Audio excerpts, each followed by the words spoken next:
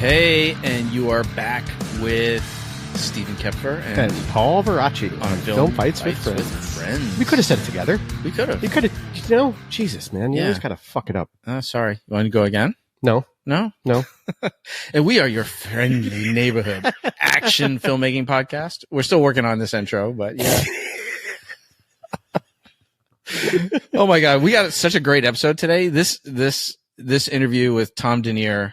I had so much fun. Was so much fun. So much fun. Yeah. Effects. I'm just going to go effects superstar. Special effects superstar. Yeah, totally. I mean, this guy has worked on some awesome films. Legendary films. And done some crazy effects. Yeah, totally. And so I met him on Ray Donovan when he was doing the makeup, the fight makeup for the prosthetics and stuff on my face. When you were doubling Eddie. Yes, when I was doubling Eddie Marson. And then we've just stayed in touch all these years, like on Instagram and stuff. And, dude, such great. I mean, the guy's been at Saturday Night Live for like over 20 years, right? Brawl and Cell Block 99, which we really get into. And he's won a few Emmys on with Saturday Night Live, yeah? He's Emmy nominated and winner. No, I think he's nominated for Emmy. He definitely won for SNL for the Hollywood Makeup Awards, like the IATSE right, Awards. Yes.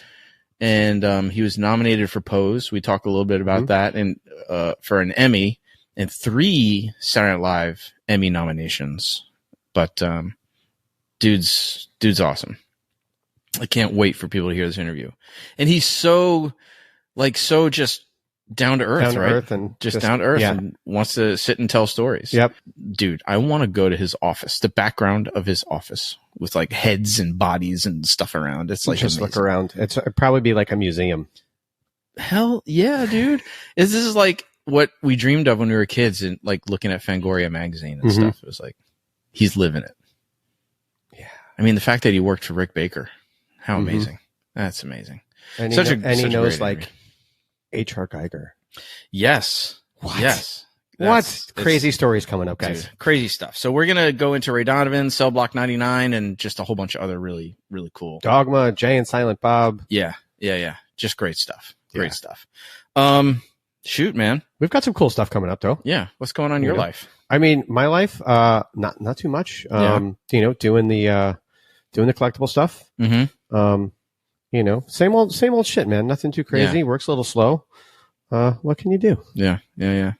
You did some mocap stuff. You got some mocap stuff. I did some mocap stuff, but that it's few and far between sometimes, even when that comes around now. Yeah. Whatever they call it, this constriction, this shrinking, this whatever of the industry. Well, it'll be good when I can actually talk about the mocap work that I've been doing. Yeah. But, gotta wait for that to come out. It's tough times, dude. Like I got hit up on Reddit, like a private message on Reddit from a stunt performer from Croatia. And he was like, hey, is it worth it to come to the States for work or like whatever? And I basically was honest. I was like, no.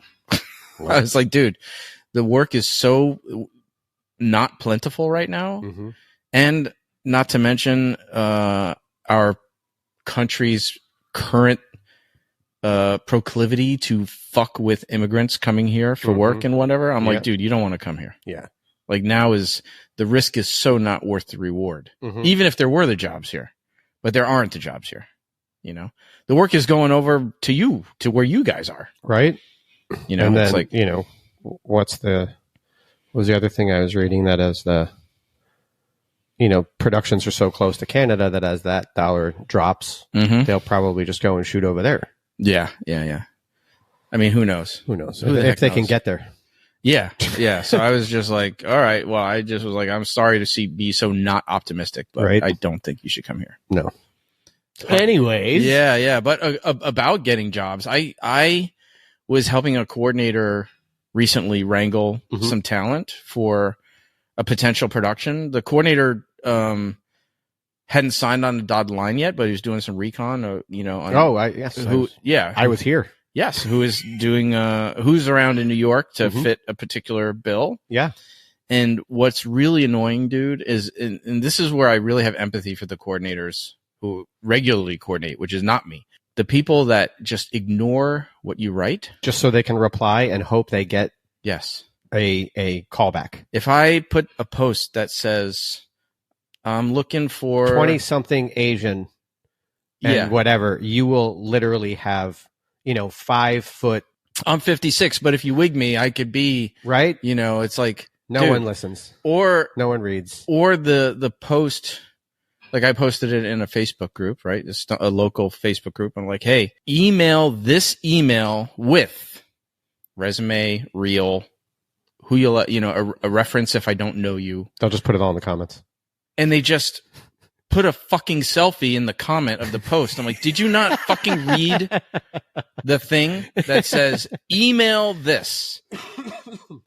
Like, so if you posted in the comments and didn't email me anything, You're already out. you're ignored. You're I already fucking out. ignore you. Like, I don't care. Even if you look like you're the part.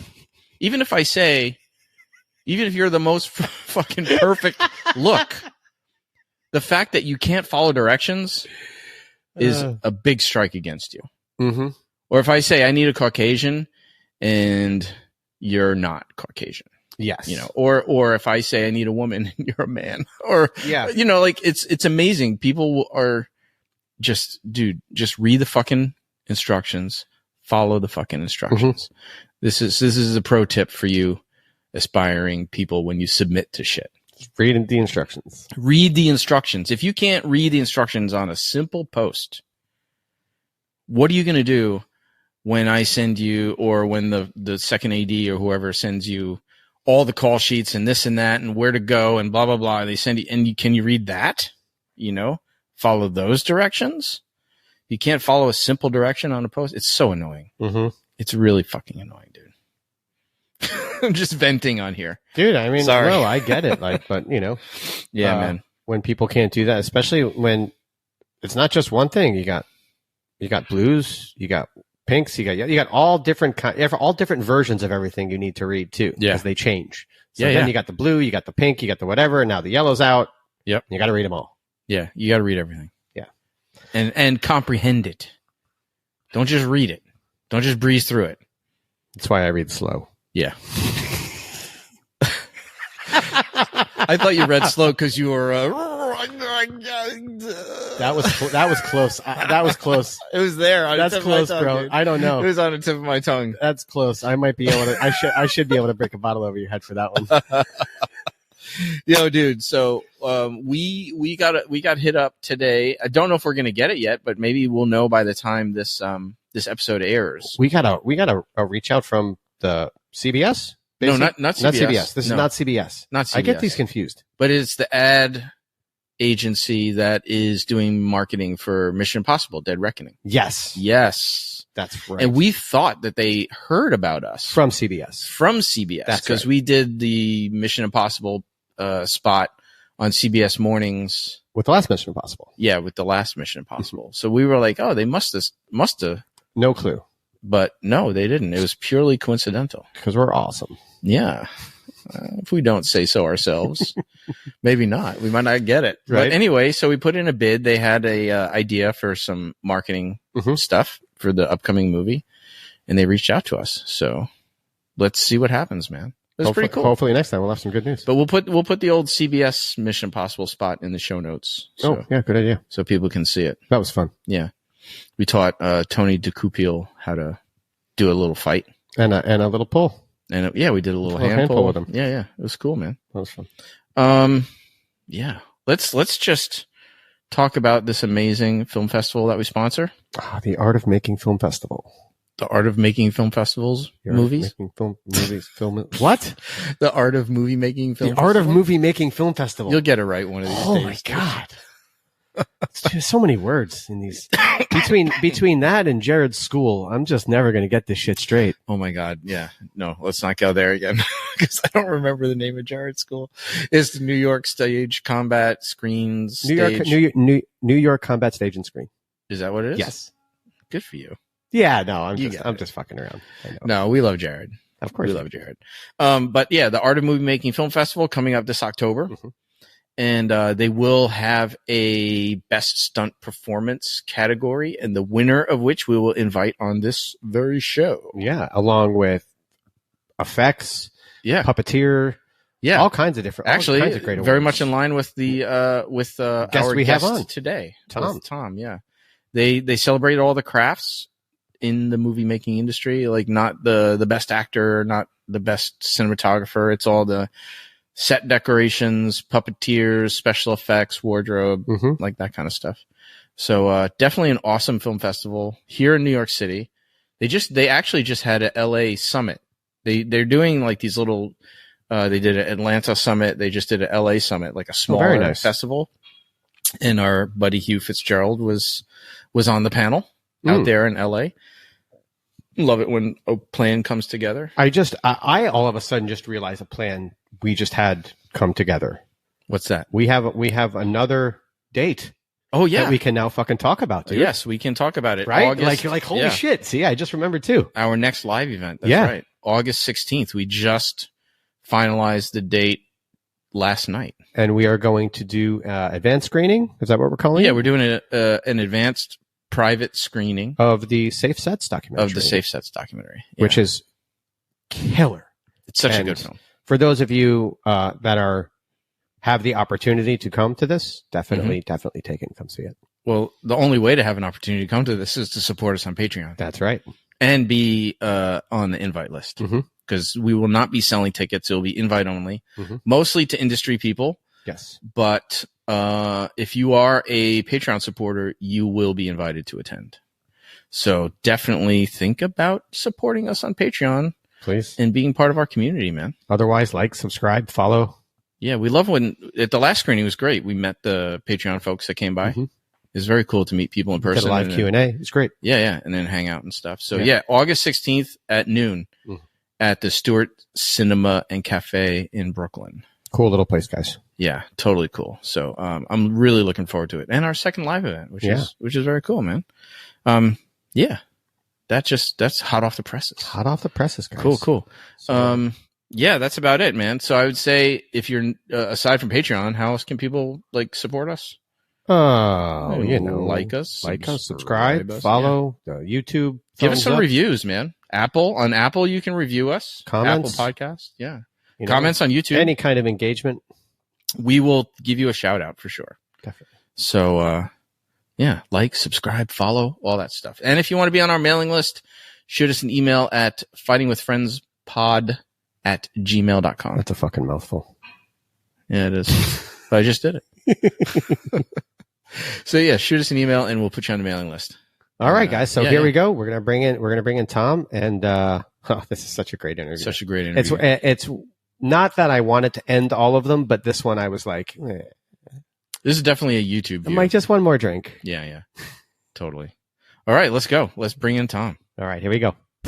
Awesome. Thank you so much for joining us, Tom. This is so cool. You're like our first makeup guy on the show. Yeah, a first like real big effects guy. This is so cool. Much, guys. And we're like closet case super effects nerds. Isn't that why we're in this industry? Right? Of course. Man.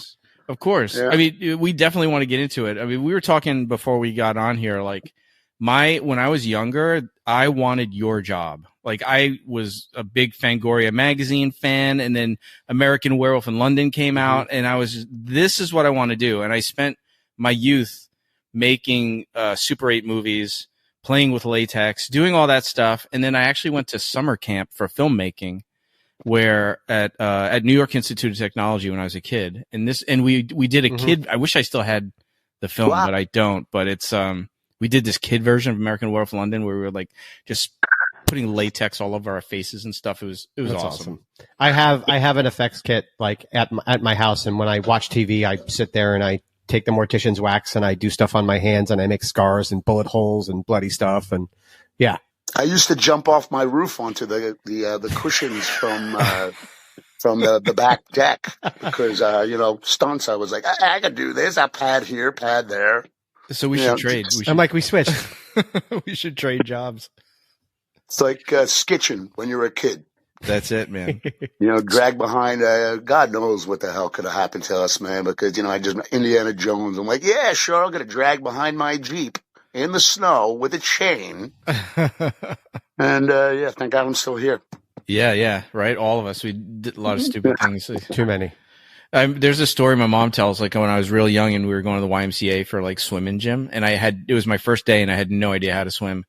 So I'd never been in the water before, and like the instructor's like, "So Steve, do you know how to swim?" I'm like, "Totally," and I just jump into the deep side and like sink to the bottom. It's like the story of my life right there. Wait, you did it voluntarily, Steve? You jumped Yes. into the pool yourself? See, I just I didn't jumped have in. that kind. When I didn't know how to swim, my grandfather goes, "Oh, you don't know? Okay." He threw me in the pool. He's swimming now. Yeah, That's I've how I been learned how to swim. resuscitated twice in my life from potentially drowning. I'm definitely a stupid. My father did it. My father did it the second time, and I got caught in seaweed in a lake, Oh, and I got wow. stuck underwater. Yeah, that was like I was like 7 or 8 or something like that. Damn. But anyway, enough of that crazy stuff. How did you get into this business, Tom? This is such an interesting like place to be. Like, how did you get into the makeup world? It's a very similar story with a lot of people that are in this industry, not just makeup or special effects makeup artist guy. You know, it's anybody. We're film nerds, man. We appreciated it. We were fanatics, you know, getting picked on. You know, like action figures. They're called action figures in graphic novels now because I got my ass kicked because I had dolls and comic books. Yep. So, you know, we turned all that around. You know, that saying, the meek shall inherit the earth, the geek shall inherit the work. That's it. And you know what? I still have my collectibles, and you know, and nowadays, all of a sudden, we're hip. I'm like, oh, okay. We didn't set out for that. We just, you know, wanted to do our passion. So yeah, growing up as a kid. Now everyone's after what they were making fun of us for having. Making fun of.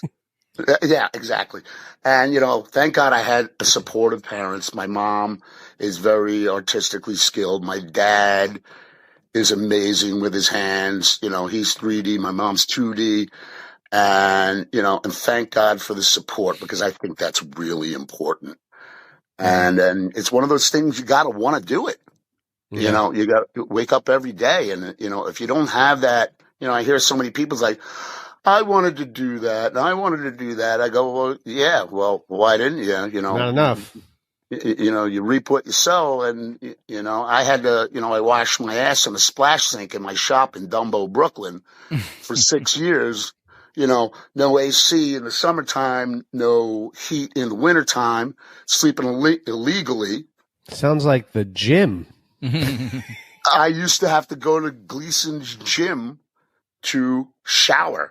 And that's where I would, you know, work out. And I, you know, met a couple of guys that taught me some fisticuffs, but you know, I'm not a fighter. I'm a lover. You can be both. But, they're not mutually exclusive. Definitely not. Hey, do you guys mind if I open up my domestic? Yeah, do it. Oh, Do no, it. go for it. Yeah. Unpaid endorsement. Ripping off Just Shoot It podcast. PBR. Are you guys going to block this out? Because I'm not. No, we'll leave it. We'll leave it. It's all good. Yeah, because I'm more like the thing is, guys. I mean, you said on the podcast we drink a beer, and I was like, well, I'm a 2 fingers neat, no training wheels, Cuervo Blanco. Oh, I'm there a you go. tequila guy. So my beer will sit there and get warm, and I'll just do double shots. So, but it's a PBR. I feel delightfully white trash. There you go. Greetings, salutations, and cool. Hey, so we always start with a fight, and then we migrate into wherever the conversation goes. But you and I met on Ray Donovan season 6 when I was doubling Eddie Marson, and we've never really talked to anybody, right, about how they prep fights, the makeup for fights. And so I'm going to read a little bit of the description of the fight, but we want to definitely pick your brain about where you start when you get a project. What's that process for you? But I'm just going to do a little bit of reading one of the fight descriptions from episode 3, and the fight will be in the show notes. So everybody listening or watching, just pause right now, go watch the fight, and then come back. So interior, Brooklyn warehouse, night, Terry, fist raised high, stand in the hay bale ring, opposite a big bearded man, Polish Tony. The fight is several minutes in. Both men shine with sweat. Terry already black-eyed and bloodied. Polish Tony is easily on top. He catches Terry with a flurry of heavy blows.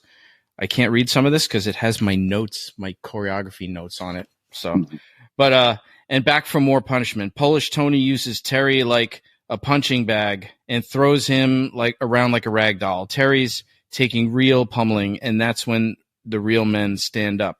Terry comes back slugging, uppercut, catches Polish Tony. Tony counters with a short right hand, rocks Terry. Terry responds with a left hook, toe-to-toe, fucking brutal. Polish Tony dips under a straight right, lands an uppercut on Terry's jaw. His legs plate for a second. Terry launches himself forward, a little bit desperate. Accidental clash of heads. Blood spurts from both men. Jesus, fuck. The pain feels good. The sense of never say die, mongrel in Terry. He goes at Polish Tony again, right hand to the head like a hammer. You can hear jawbones breaking all the way back in fucking Warsaw. Polish Tony drops to the floor, face first like a sack of shit, knocked the fuck out. Bam. So that was Tim Lasik was playing Polish Tony in that one. But when you get a job, tell us what happens first regarding the scripts, breaking down the scripts. Like, where do you start? Well, start at the script. You read what's going on, all that narrative that you just wrote. Then you have to talk with the powers that be, say, what exactly do you want to see? Mm-hmm. But there's a lot of research. Back in the day, you couldn't go to the computer, Google Images or whatever, and look up everything. Thank God for that now. And you want to see how graphic they want to go. You want to see what kind of shots they want to go. What kind of aftermath is going to happen after all this pummeling, because you have to consider whatever happens in this scene, you got to carry through to the rest of the episode, healing-wise. Mm-hmm. So it's not just that makeup, not just that scene. It's the rest of the episode. It's maybe rest of the next 2 or 3 episodes. Mm-hmm. So it's not. There's a lot of it's just like, okay, this is where it starts. Now we got to consider what the longevity and where it's going to go, and healing and everything. But as far as like the fight scene itself, I mean, there's an evolution too, right? The beginning of the fight, the middle of the fight, the end of the fight, and the damage has to evolve. There's going to be little breaks in between because you have to show the progression of this of the pummeling. Right. So, and I mean, Eddie Marsden, he did a great job, with everything. And he went through so much makeup changes. I mean, you were in my chair a couple times, so you saw, and, well, especially for that particular fight, it was several hours, right? We had the prosthetics. Oh my God, that whole, in that warehouse in the ass end of Brooklyn, it was in Red Hook or something like that. Coffee Street. I'm like, I know that. Oh, wow, you guys remember? Wow. Yeah. I just remembered a lot of people, a lot of starting and stopping and adding blood and choreography, and with the crowd and with us jumping in and then throwing, you guys in, to take, to do the real hardcore stuff. Mm-hmm. And while you guys would be doing that, we would be changing Eddie over to his next stage of whatever demise his face looked. And it was a solid experience, man. And it was tough, but the end result was great. It's a great fight. So I kind of have a weird question. So as you're setting it all up, right, and you're going through these shots and, just like when you shoot anything, you shoot it all from different angles, this side, that side, the other side. But, normally they'll shoot everything from one side, and then they'll shoot everything from another side. And then when you do the, heavy FX work, do they try and grab all of the angles from before you move to the next stage, or they're just like, nope, doing it again? Depends on who you get working with you. Depends on the director. Okay. I mean, it's really up to the artistic call. I mean, I would suggest, like, listen, guys, why don't we shoot the heavy effects stuff first, because it looks the best. Because the longer the day, all this stuff has a time limit to it. I mean, it slowly starts to break down. But we've gotten to the point, meaning that, the people that do what I do, the makeup effects, got to a point where we have to design and build and apply everything where, okay, we don't know when they're going to shoot it. We don't know what they want first. I mean, you try to suggest, okay, let's go at this stage before this stage. Mm-hmm. And you try, because the heavier stage should always be really shot first, because it's going to take a longer application. Mm-hmm. This way, it'll save, production money. Mm-hmm. People have time to set up, while we take the most time in the morning before anybody shows up, and the longest makeup application will get out of the way. Mm-hmm. And then over the course of the days, over the course of the day, you can pull it off, bring it back, which is, it's easier, to take off and whatever. But we don't always get that, that luxury to do that, because some directors and, they want to shoot in sequence, Mm-hmm. lay out the pros and cons of that. And hey, whatever you want, give it to you. But this is what I suggest. Sure. How many people do you, let's say on a job like Ray Donovan, how many people, if you were, how many people underneath you, like how many people does it take to make this final product? Well, let's just say, when I put those pieces on you, Steve, all those pieces that I glued on you and bruised you up, those require, like a prefab time of like a week.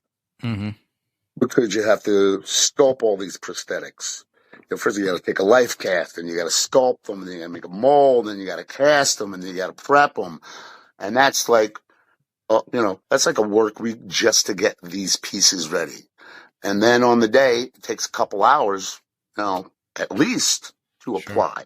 Am I right? Those the prosthetics you guys put on me were created on a cast of Eddie Marcin's face. I was just gonna ask that. And retrofitting on you, it's fingers crossed. Right. But sorry to say this, guys, but you guys already know this. If we see your eyes, we're seeing too much. There you go. You know what I'm saying? It's like, you got to pull the Colt Seavers thing, and you got to, be the fall guy.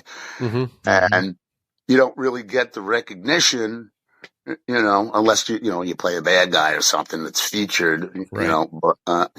But feel bad for you guys, because you got to sit through the chair and this and that. And for both of us, for the artist that's putting it on, 'cause like, you want to make it look good, and you guys want to do your job, and you want to really, you want to convey and work with the makeup, but it's smoke and mirrors. And, if you're seeing you guys, Yeah, no, for sure. Mm-hmm. Yeah. I mean, I remember I took a fall and I was doubling somebody, and first thing I did was I got back up and I went back to my one.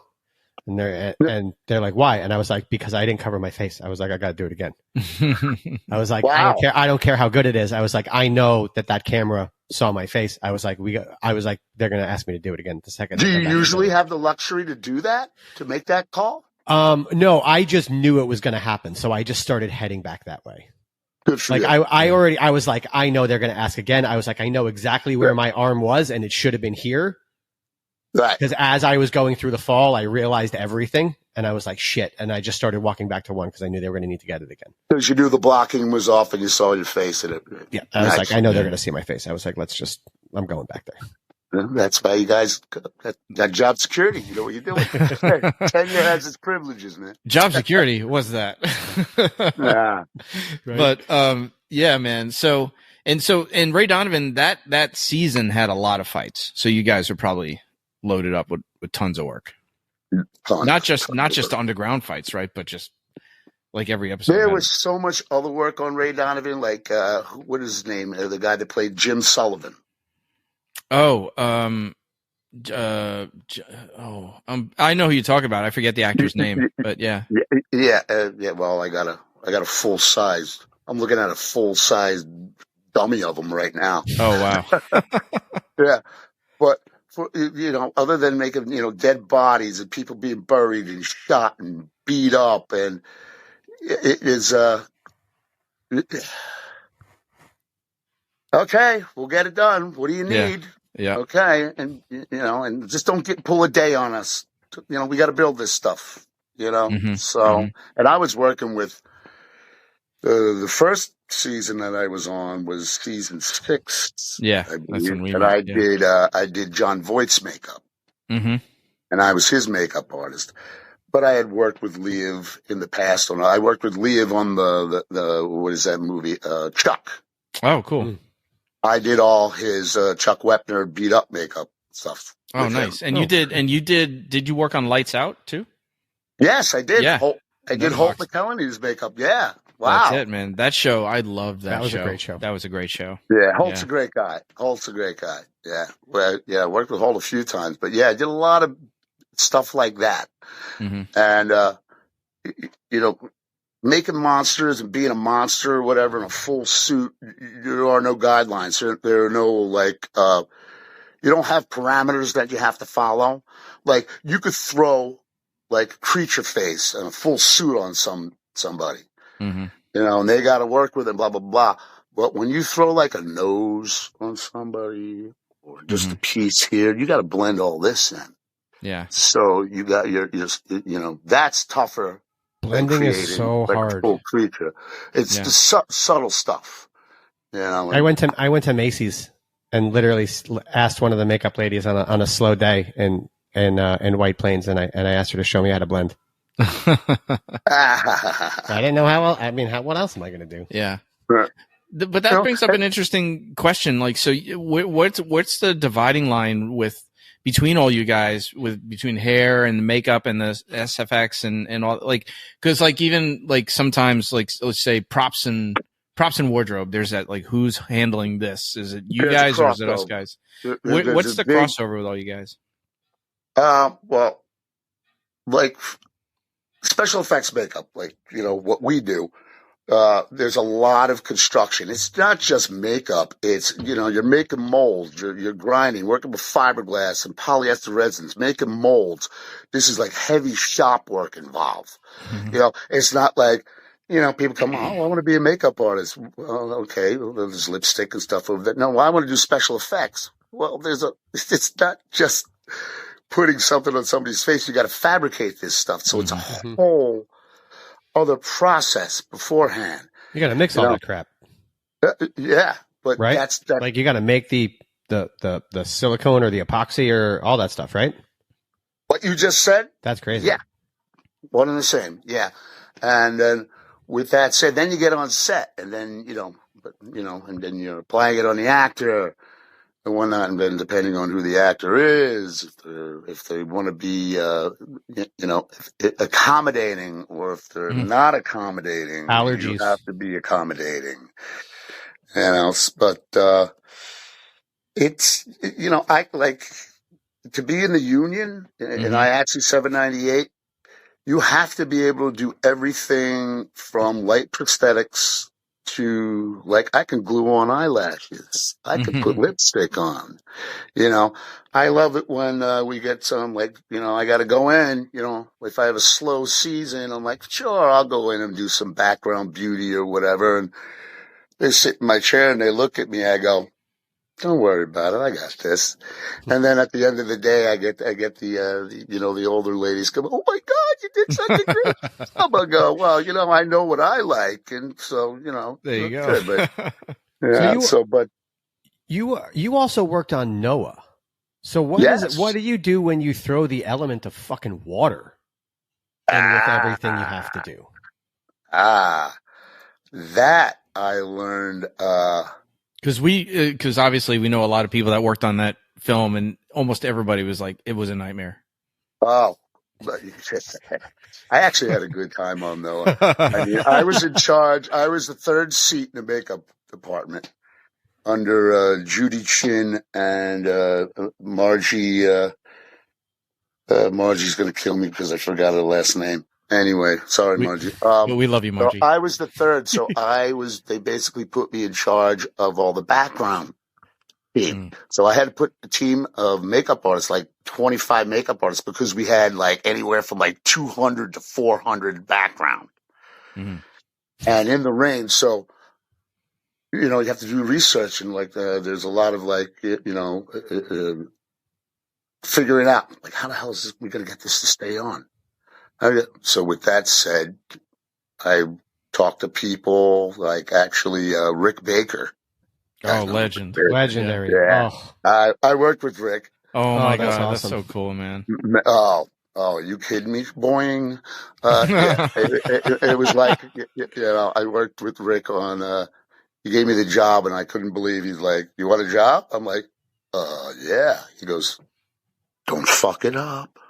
And I was like, famous words. But with that said, I learned a lot and I took that experience and I applied it to Noah. And people have been asking me, well, how did you get the makeup to stay on? And it's all about an additive. It's all about learning your materials, mm-hmm. Doing a little R&D, a little research and development, and then and going from there. But, I actually had the makeup team from Fury Road.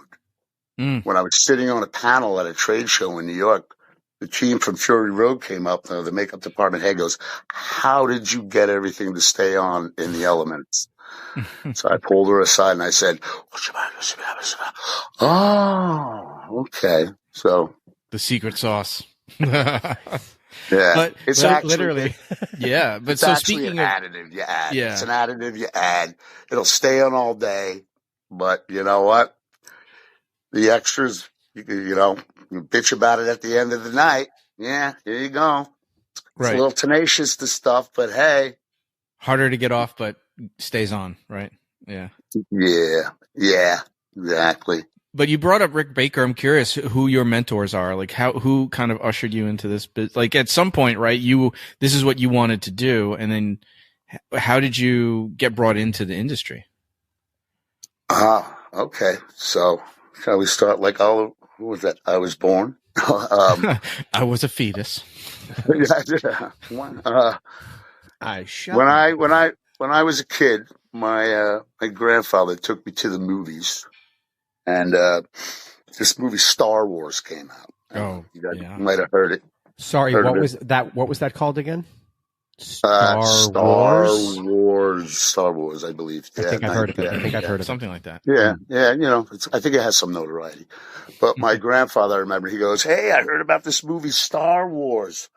Oh, you want to go see it?" And I was like, "I don't want to go see no stupid Star Wars. I want to go to Jones Beach." So finally one day said, "Okay, we're going to go see Star Wars." Okay, I saw Star Wars and I was like, "What the hell? Stop the press. This is great." This is when I truly fell in love with science fiction and movies and all that. But I was always like Star Trek when I was a kid, Twilight Zone. And then so in 1977, my grandfather took me to see Star Wars. I was like, wow, Star Wars, great. And then he took me to 1979 to see the movie Alien. Forget about that. Then I just fell in love with art and direction. And I was like, okay, I want to be in movies. I want to work in this thing.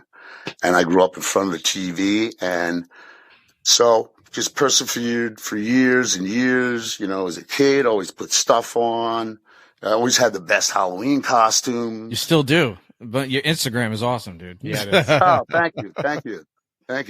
The Halloween costumes are great. I gotta represent. Well, I'm not allowed to enter any contest anymore, so they make me the judge. But and then and then I saw the movie Lost Boys, and then that got me into makeup effects. That's what I was like, okay, it's all about blending. I go, okay, I want to, and plus, who didn't want to be David the Vampire? So oh no, go ahead. And then the first time I worked on a movie, one of my first forays out, professional one, was a movie Bullet with Mickey Rourke and Tupac Shakur. Yep. Yeah, and I was like 23 on that. And then kept struggling and working and sleeping in my shop in Dumbo. And then I met, and then I got to work on Dogma. And I met, Dogma. I built the armor, designed and built the armor with the help of my buddy Louis Zakarian. The makeup department head, the special effects, Vincent Guastini, was really instrumental in getting me out there and me meeting people. And then I met my buddy Louis Zakarian, which parlayed into my working at Saturday Night Live, which I'd been there for 20 something years. Mm-hmm. Yeah. And it just went from there.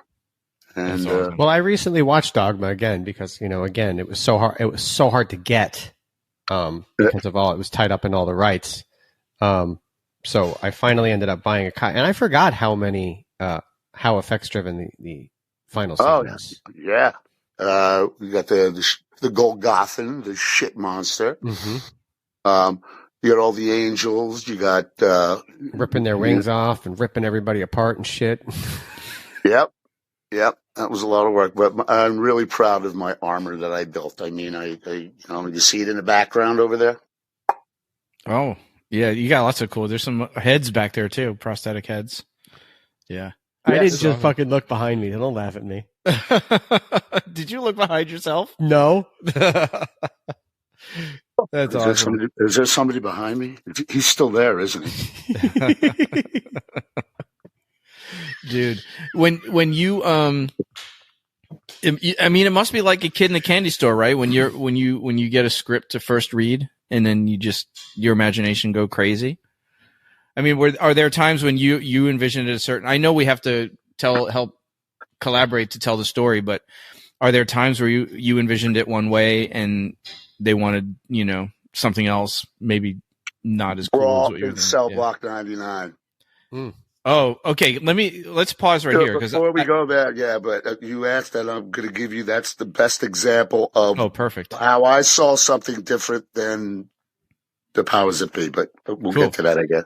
Well, I'll just read, since you brought it up, I happen to have the script right here. So let me just read this little section from the kind of iconic scene.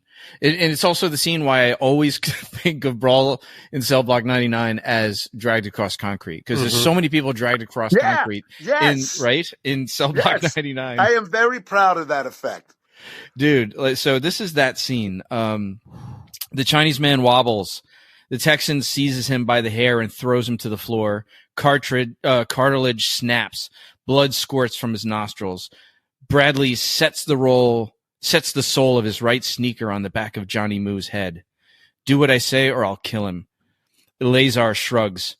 Roman and MPV rise from the table. With his right foot, Bradley grinds Johnny Moo's face across the stone, authoring a swath of shredded skin, pale clumps of blood. Fuck. Exposed bone scratches the floor. Bradley lifts his foot up and with it rolls the body over. A skinless face that is a white skull with terrible eyes stares up at the Latinos. It wheezes. MPV pales, nauseated. Roman balks. Dude, that scene is so epic. And we have it linked in the show notes. So if people haven't seen that scene, they should go watch it.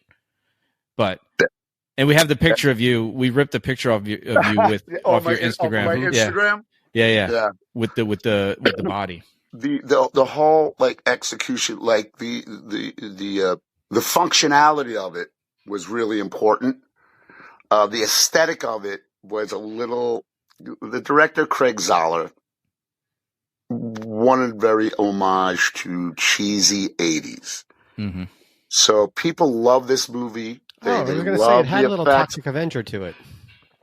Yeah, it's I call it some of my best work and some of my worst work. Because I was like, really? You want it to look like that? Okay. Okay. Wow. And then people I got trashed online. I was like, okay, whatever. Really? And, oh, hell yeah. Some of the people oh my God, that was horrible. But then there were other people that was amazing. And I'm like, dude, you've never seen so many head stomps in a movie. Right? Like when Eleazar's head goes into the toilet at the end? Yeah. Oh my God. Yeah. I got Eleazar over here. I'm going to stomp his head off. Yeah. But that whole thing with the head getting grinded on the drag across concrete, that was a fiberglass body that had wheels like a fulcrum. So Vince Vaughn could step here, the wheel would pivot, and then he would push on these little wheels, and then the face would roll off, and then flip it over, and there would be a fiberglass, and then it's a combination of elements. But if your viewers and people that listen or somebody, they want to look and go to my Instagram, they can see. And I was not happy with that face. It was like, oh, I was like, but this is what you want. This is what he gets. I mean, it had a little bit of that, like that They Live skull. I was going to say, right? I feel like if he recovered, oh my God, I was going to say, I feel like if he recovered, he would look like Fire Marshal Bill from In Living Color. One stray match and presto. But that I mean, were you there? There was the first in Cell Block 99, because I just watched it yesterday. I wanted to rewatch it before we talked. That first fight scene with the prison guard where he snaps the dude's arm over his leg. Yeah. That was cool. Look at your face when we bring this shit up is so great. If you are not watching this, you need to make sure that you watch this episode to see Tom's face and when we talk about his own shit. Yeah. So you're proud of that one, that arm break? Well, you know what? First of all, we got an ass load of effects to build. We need them in 2 months and we have no money. Great. What else is new? You know? And with that said, it's all coming up with the idea of how to do things and make it work on the fly. And a lot of it, like I said, like I built like, you know, a stand for the actor to lay on, and with his arm, I cast it and I had to open it up and I put a double hinge with a bone sticking out of it.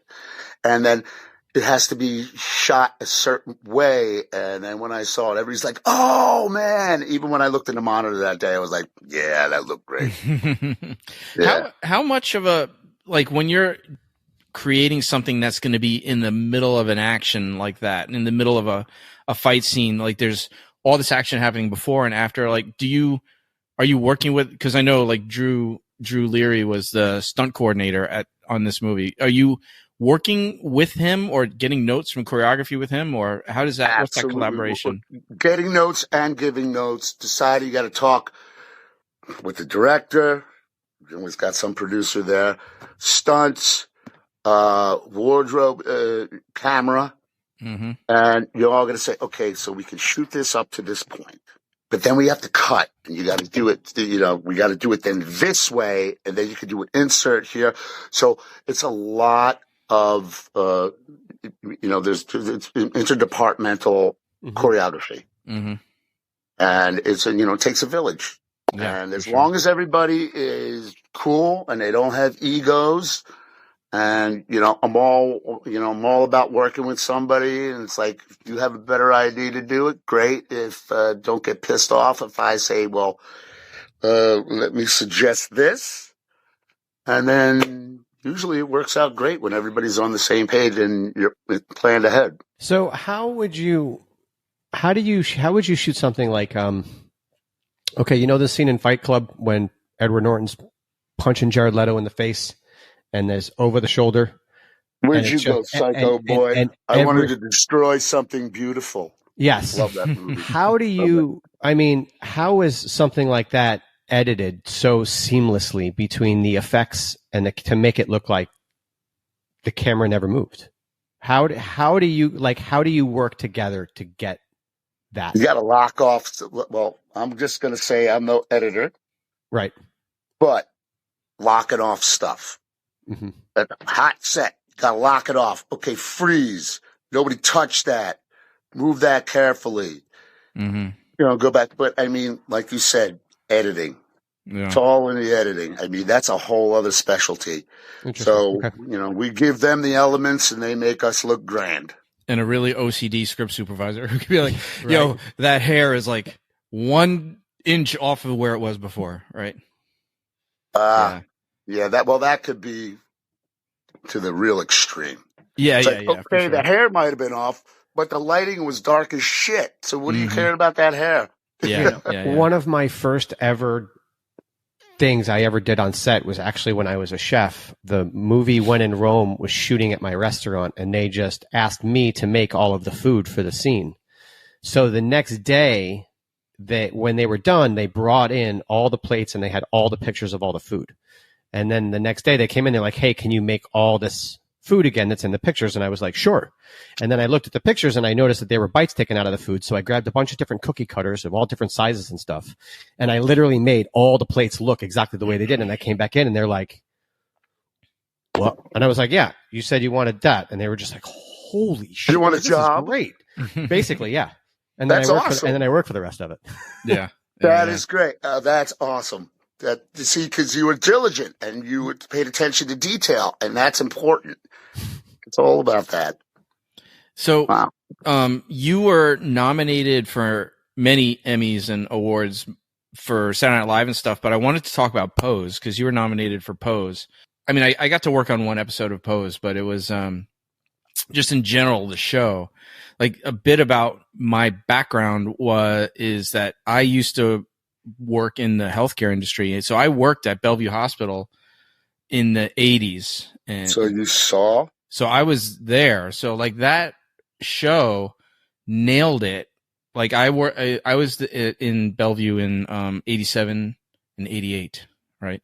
So it was so spot on that show that no joke, like every episode I was crying. It was so crazy.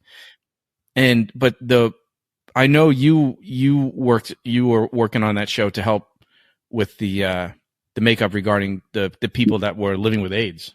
Yeah. Yeah. was I mean, so our stupid. It was generation, guys of our tenure, knowing that time period and, having friends, gay friends that Mhm. died from it back in that, because I'm 56. Same. So, Yeah.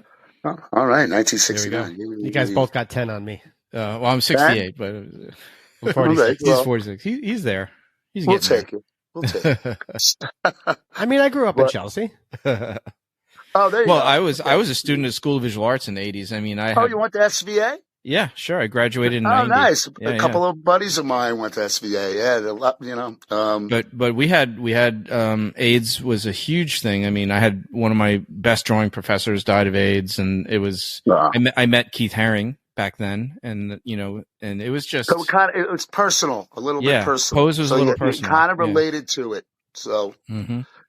so you thought that the makeup, end result of makeup that I did on Cubby, Jeremy McLean, Mhm. did it mess you up? Well, it was the makeup, but it was also, I mean, like you said, it's His kind of like performance. it was the performance, it was the makeup, it was the environment. Like they nailed the 80s inner city hospital look. Mhm. Just everything Mhm. about it was spot on. Yeah. It's one of those things where kind of like what Scott said about the gun handling. Like if you notice it, then it's not good. Like everything was so seamless that you didn't really notice how good it was because it just seemed all so natural and fit together. You know what I mean? I'm particularly proud about getting my Emmy nomination for that. I lost to some Star Wars. If I'm going to lose, I better lose to Star Wars. Yeah. I actually had to do, having the opportunity to do that, but it's one of those things, and when I went to the Emmys, all the other things I was going up against had like these crew of people, and then there's me, Right. just my name. And I was like, these people are going to think I'm a dick not giving credit to anybody, but no, I built that in my pajamas in my house shop, Yeah. over 4 days. So it's like, okay, and it's one of those things that you never know, Mhm. but and it just came together, and the performance and everything that was involved just fell into place, and I'm very proud of that because I was nominated on my own accord. Yeah. I wasn't nominated part of SNL or anything else. And even though I didn't win an Emmy, whatever. It's still awesome, dude. It's still amazing. It's amazing. Thank you. I was also just thinking, you brought up Star Wars again, and then it being such an influential film, and then you worked on Jay and Silent Bob Strike Back. Yeah. Yes. So Darth Balls. yeah, I was going to say did you work with Mark Hamill in the Cockknocker scene? Yes. So how awesome was that coming all the way? I don't know if you worked with him before that, but saying that starting, with Star Wars being so influential and now doing makeup on Mark Hamill, that must have been pretty fucking amazing. It was. It was very hard to retain your, Mm-hmm. yeah, it's like, It's hard it's hard to keep the nerd under wraps, right? It's like, you know what? I got to the point where Mark Hamill is so cool that you could bring in something and he would sign it. And he would sit there and talk to you about it because he's a nerd himself. I mean, he does the voice of the Joker or, the Dark Knight, Batman. So he's really cool with that. And, gushing about, and then it makes you feel so relaxed when you meet somebody that you put on a pedestal. And if they come off really cool, you're like, wow. I think of all the things when I was growing up and I wanted to be part of this whole community. One of my main endeavors was to have the acknowledgement and respect from those I looked up to.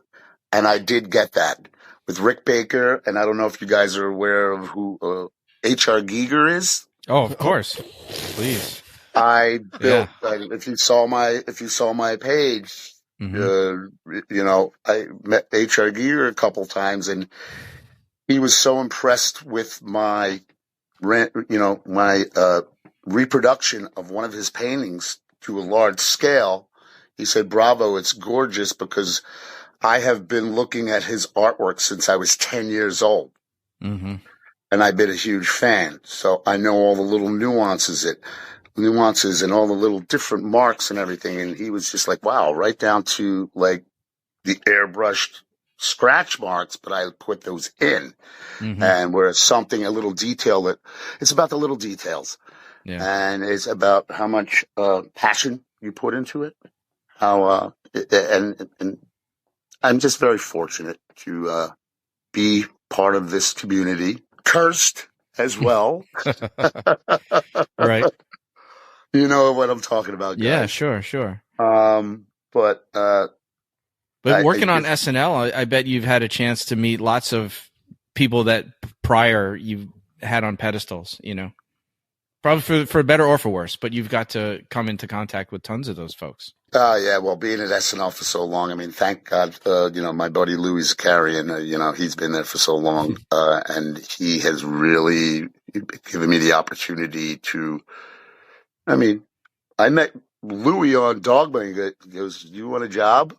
I was like, "Yeah, what show?" He goes, "You want to work at SNL?" I go, "What, like Saturday Night Live?" I'm like, "Yeah, right. Okay. Yeah. How am I going to get on that?" He goes, "I'm the makeup department head." I go, "You're offering me a job?" He's like, "Yeah."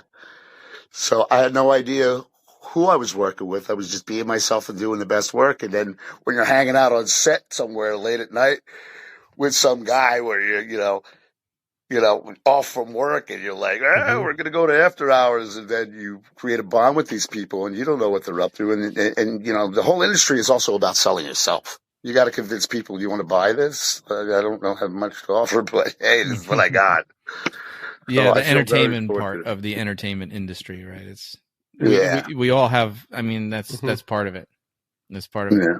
But the pressure, right? Saturday Night Live. I mean, do you feel you must feel the same pressure that everybody, because it's such a fast paced. At this point, no, nothing takes 2 minutes now. Yeah, people like. When I work with other artists that are brought in from elsewhere, from other parts of the country, especially in the way I work, and anybody, I got to remember to slow down, take my time, because they get all like, when you put on a seamless nose in a commercial break, people have a tendency of being a little intimidated by that. Right. It's like when you watch a stunt person or a dancer pick up like 10, 15 beats of choreo after seeing it once, and they're just like, "Okay, I got it." Yeah. And you're like, "Can you slow it down and break it into 4 parts for me?" Yeah. Exactly. What does yellow mean? Yes. Slow down. Does yellow slow down? What? You might have to explain that reference. What? Excellent episode. Yeah. 12,487 Passaius. That's my other favorite scene, dude. Some of your listeners and viewers are going to be like, "What the hell are they talking about?" You mean I'm right? Yeah. So for the people listening, comment in the comment section if you know what we're talking about right now. Mm.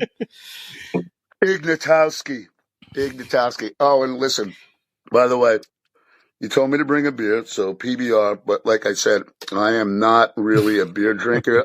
I'll have a beer. I'll drink a beer, but I like my 2 fingers neat. That's it.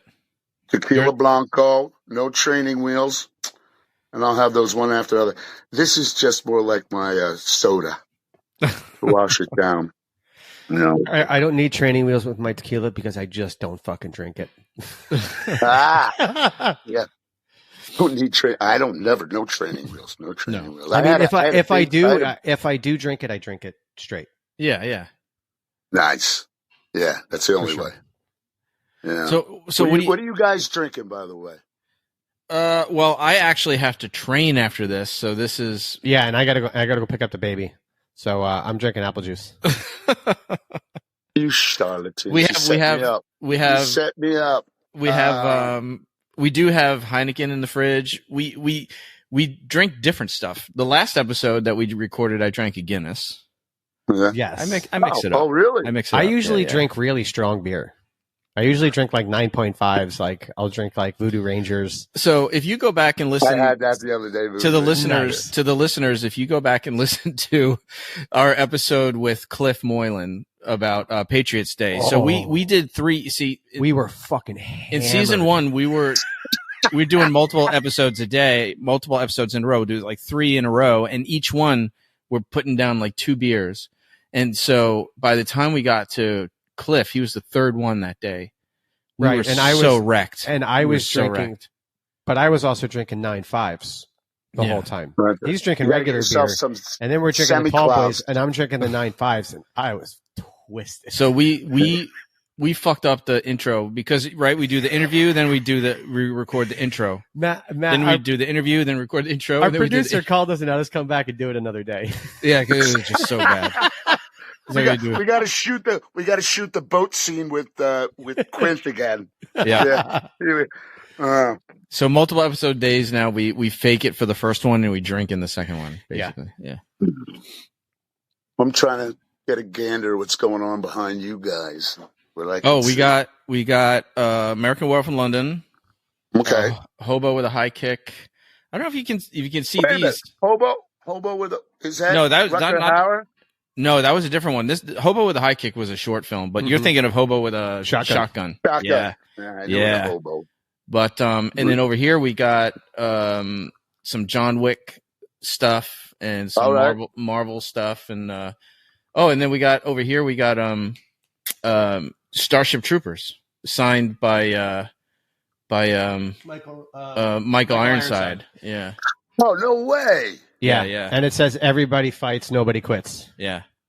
Everybody fights, nobody quits. Yeah, and that's the Punisher poster signed by all the actors and all their doubles. And then we got the Defenders poster signed. There's a lot of stuff hanging up. You guys are hardcore nerds. I dig it.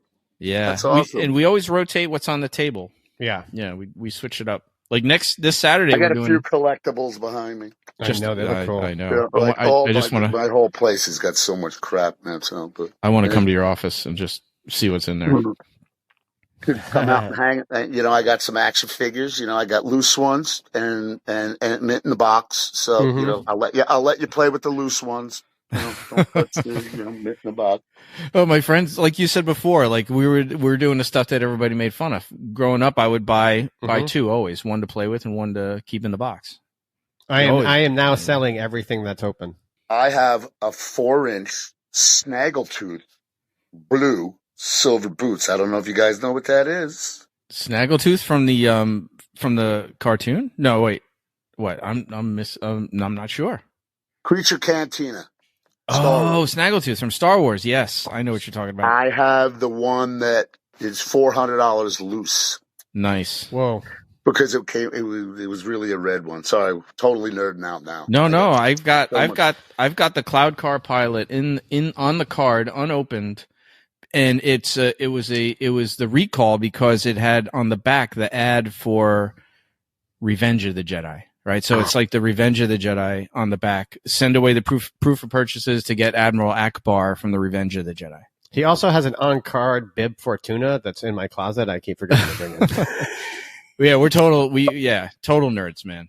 All this stuff. And Paul actually just started a company with I just started a company with a locations manager and a guy I work for, Rocco. We just started limited edition collectibles, and we go to cons and we have a table there and we sell a bunch of stuff. And totally. All right, we're gonna have to talk about this stuff. Yeah, no, because cool. So, what do you got coming up, man? Anything? I'm actually working with a buddy of mine. He actually, I just got off of this thing called Devil in Silver. The what the hell is it? It's called the. Oh my God! There's a whole thing. It's like AMC's version of American Horror Story. It's like The Terror. Oh, The Terror. Yeah. I just got off of the Terror, Devil in Silver. We shot down in what is that? The Fresh Kills in Staten Island. That was. I just rewatched The Terror, where we shot Brawl. Oh, there you go. Oh, we were just wondering if you shot it at the prison in Staten Island. Yes, we did. That's where I was in the hallway. We were shooting another scene. I go, this is where a guy got his arm broken, got a compound fracture that I did. And I remember that whole place. And it was like, yeah. But Court Hessler was coordinating the Terror, this season of the Terror, right? Yeah. Yes. Yeah. Very cool dude. Right now I'm working on like my buddy Dave Presto. Who was he's on a lot of stuff with you. I see you two Dave guys. Is on a lot of stuff, and I've been working with Dave for years. And Dave came to my shop and was helping out with Brawl, and also he was another hire to do. He did Polish Tony's makeup. Oh, right. Yeah, and I would do Eddie Marsden. The tattoos too, right? Tony's. He did the tattoos. Yeah. So he opened up a shop. He's doing real good. Dude, he was nominated for an Oscar. 15 minutes from my house. Oh, nice. And I'm like, yeah. So right now I'm helping him out with the new Dexter, the new Ryan Murphy show called The Beauty. Oh, yeah. No, it's, and then some other thing. I don't know. But what did I want to talk about before you guys kick me off? I don't know. We could go on forever. Right? I feel like, yeah. Well, you got to pick up the kid. I'm like, pick something. Just talk. Pick something. Just talk. All right. There was some. Oh, you want to hear a good Salma Hayek story from Dogma? Oh yes, yeah, of course. I just got back a Santonico Pandemonium pop signed by her. No way. Yeah. Okay, I'm gonna have to back this up custom. a little bit. I'm gonna have to back this up a little bit because I'm gonna have to show you. Oh, so on Dogma, you know the scene where they're in the bar and they're dancing. It's right before the shit monster. So that day on set, we're in Pittsburgh. Was that when Candy Girl was playing? Candy Girl. So Salma hits her head. Oh no! Yeah. So she's got to go to the hospital, get checked out. So we're waiting around for, a couple hours, 3 hours, production's on hold. So, yeah, this is probably going to get me in trouble. So we might have to edit this out, but I'm going to tell you the story anyway, because you guys will dig it. So I'm sitting at, me and my buddy Louie, we're sitting at our makeup trailer waiting for her to get back from the hospital. So all of a sudden the crew van pulls up and she gets down and I'm sitting on the stairs of the trailer down here. My buddy Louie's up here, and Salma gets out, and she's a little off. And she's got a brown paper bag, and she looks down at me, and she's like, Tom, hold this for me. And I look up, I'm like, oh, okay. And she turns and looks at me and Lou and goes, do you guys want to see my special effect? And we look at each other, and we're like, yeah, with that. She turns around, bends over, sprays silly string from from between her legs, bent over, all over my face. And I got silly string dangling up my nose. She turns around and goes, "That's my special effect." And I'm like, and I look at Lou, and Lou looks at me, and we just go. and then she bows and walks and takes the bag from me and walks away. And I should have saved that damn silly string. Oh my God. But I couldn't believe how cavalier she was about it, how awesome it was that she did that. But I don't know. I'm thinking maybe it was from the medication, but I don't care. Oh, that's so funny. Dude, that is a show-ending story if I ever heard one. That is great. That's one of my, I got some memorable moments, man. SNL drinking, me and Eddie Vedder drinking out of a bottle of Jack Daniels. Oh, my God. Passing it back and forth for an hour and a half. Everybody's like, who the fuck is that guy with Eddie? And I was like, you should be asking, who the fuck is that guy with Tom? That's it. But yeah, there's a lot of memories, man. It's dude, cool. this has been Salma Hayek one. This has been great. This has been great. We really appreciate you taking the time, especially on a work day. Right. Thank you so much.